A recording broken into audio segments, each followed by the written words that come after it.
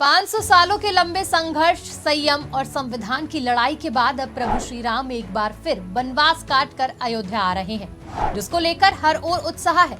प्रभु राम के त्रेता युगीन उसी वैभव को कलयुग में एक बार फिर साकार होता देखकर किन्नर समाज उल्लास से भर उठा है, जिसका एक रूप अयोध्या में देखने को मिला, जहां किन्नर समाज उत्साहित होकर पीएम मोदी और गोरच पीठाधीश्वर सीएम योगी आदित्यनाथ को दुआएं दे रहा है। उनका कहना है कि इस गौरव को लौटाने वाले दोनों नायकों पर प्रभु श्री राम सदा सहाय हों और दसों दिशाओं में इनका यशोगान होता रहे।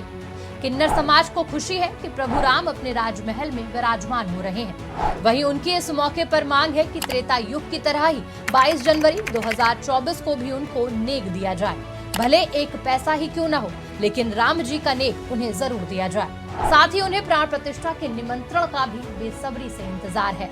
और हमारी किन्नर समाज की तरफ से श्री माननीय प्रधानमंत्री जी को, मोदी जी को और श्री माननीय मेरे आदित्यनाथ योगी जी को, बाबा जी को बहुत बहुत बधाई हो। हमारा बहुत बहुत आशीर्वाद है कि रामी जी का, हम लोग रामी जी की वजह से, उन्हीं के उससे हम लोग पृथ्वी पे आए और अब राम जी को हमारे श्री आदित्य योगीनाथ आदित्य महाराज जी और हमारे प्रधानमंत्री योगी जी लेके आ रहे हैं। हमारी किन्नर में खुशी की लहर दौड़ रही है और मेरे किन्नर समाज को की तरफ से बहुत बहुत बधाई हो।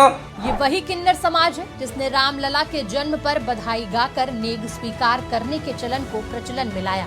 ये वही समाज है जब वन को निर्वासित जनप्रिय युवराज राम से मिलकर उनके आदेशों पर चरण पादुका को सिर पर सुशोभित करते हुए भरत नंदी ग्राम के लिए अयोध्या की सकल नर नारी रूपी जनमानस के साथ प्रस्थान कर गए थे।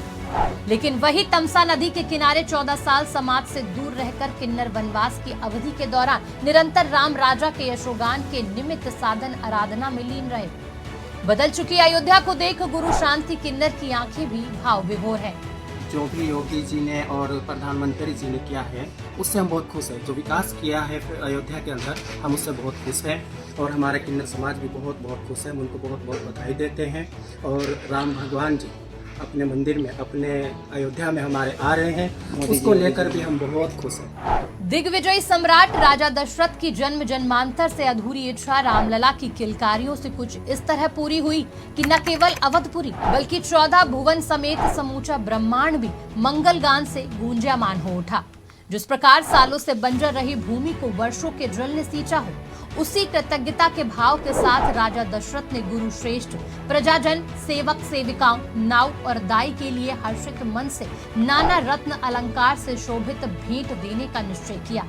अब संकट सामने ये था कि रघुकुल की परंपरा है, प्राण जाए पर वचन न जाए, मगर प्रभु के प्रकट होने से जनमानस राजा की भिक्षा नहीं, अपने इष्ट के दीदार मात्र की मंशा रखता था। संकट ये उत्पन्न हुआ कि वचन के मुताबिक निकाली गई नेग भला कौन ले। दुविधा की इस घड़ी में आज समाज का सबसे वंचित वर्ग अपने प्रिय राजा के वचनों का मान रखने सामने आता है, नेग सहर्ष स्वीकार करता है। जुग जुग जियु से ललनवा, भवनवा के भाग जागल हो। प्रकट है चारों भाई अवध में, बाजे बधाइयां। जैसी भेंट नाच गाकर उल्लासित मन से नव पल्लित पुष्प को सकल ब्रह्मांड के आदित्य होने का वरदान देता है। तब से ये परंपरा आज के दिन तक निरंतर कायम है। ब्यूरो रिपोर्ट, आज की खबर।